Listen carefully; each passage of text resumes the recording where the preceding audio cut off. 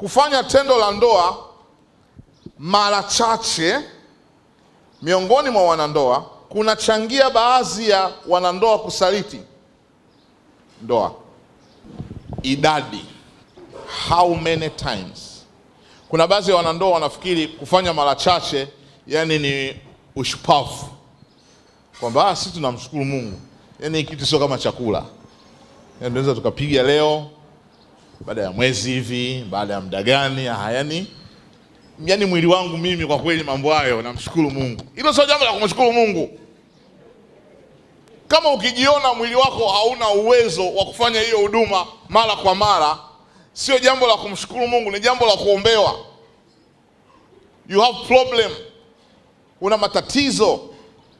Usijivunie kwamba sisi na mume wangu hata tunaweza tukakaa hata mwezi, hata miezi mingapi, yani mawazo yetu yako, tunawaza Mungu zaidi kuliko hii. Hii ni kazi ya Mungu pia. Kama unatafuta utumishi, moja ya eneo la utumishi katika Bwana ni hili. Wamama, mimi nimejitoa maisha yangu, mimi bwana mambo sasa hivi sitaki, mimi nataka kumtumikia Mungu tu, mawazo yangu yote yako kwenye kumtumikia Mungu. Kumtumikia Mungu kunaanzia kwenye kutoa tendo la ndoa kabla ya kuja kuimba hapa kanisani. Wababa, kumtumikia Mungu kunaanzia kwenye kumridhisha mke wako. Na wamama, niwaambie kwa wanaume, akili ya mwanaume ili ifanye kazi vizuri lazima afanye tendo la ndoa. Kwenye kitabu kimoja kinaitwa Thamani ya Tendo la Ndoa, kwenye hicho kitabu Thamani ya Tendo la Ndoa nimeandika utafiti huu. Wanasema hivi: mwanaume, kinachosafisha akili ya mwanaume ni tendo la ndoa. Nataka nikwambie, mwanaume asipofanya tendo la ndoa muda mrefu anakuwa kama chizi.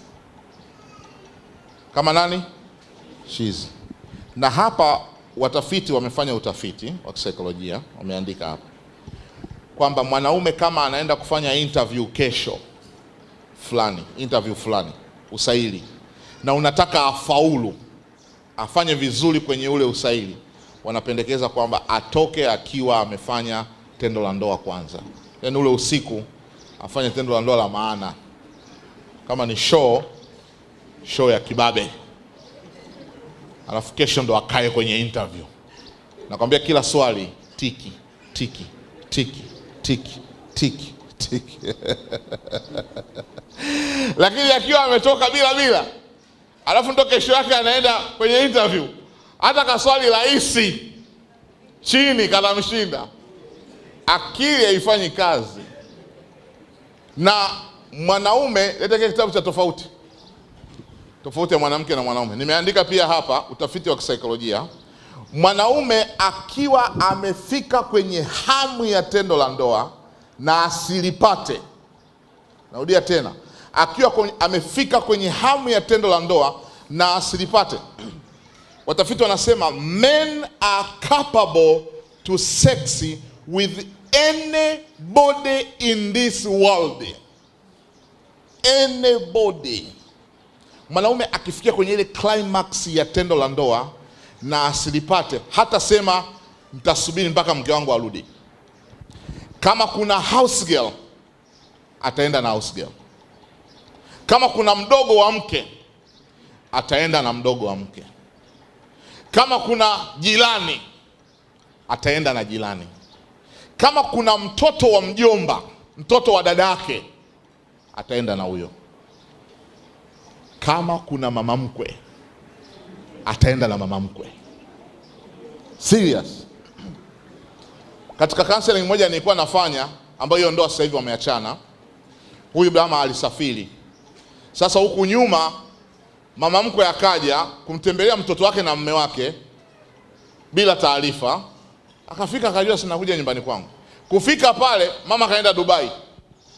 Yaani mke kaenda Dubai. Kwa hiyo yuko mume na mfanyakazi tu. Basi.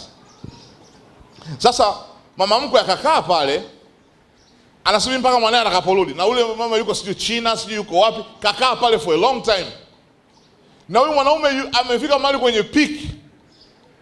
Anasema siku moja kwanza akaanza kumpa maneno ya utani mama mkwe. Mara kwa mara anamtania, mara sio anamtania. Mambo anashaka mkwe wangu lakini bwana ana matani mengi. Akajua mambo ya mjini hayo. Waka kumjini hamnaga mambo yale ya mila. Sasa usiku mmoja wakiwa wameshazoeana utani akamgongea usiku wa manane. Vipi? Fungua mama, fungua. Kuna nini? Fungua mama. Akaanza sio ni dharura au nini?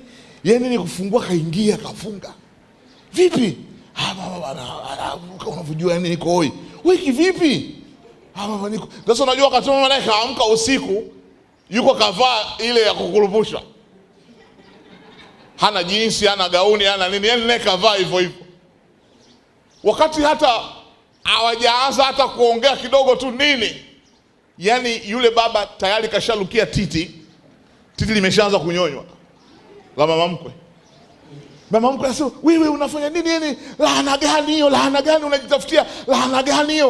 Huko sauti inaenda kupungua za nguvu. Laana gani hiyo jamani? Jamani laana gani hiyo? Laana gani hiyo jamani? Laana gani hiyo? Laana gani hiyo unajitafutia? Laana gani hiyo?"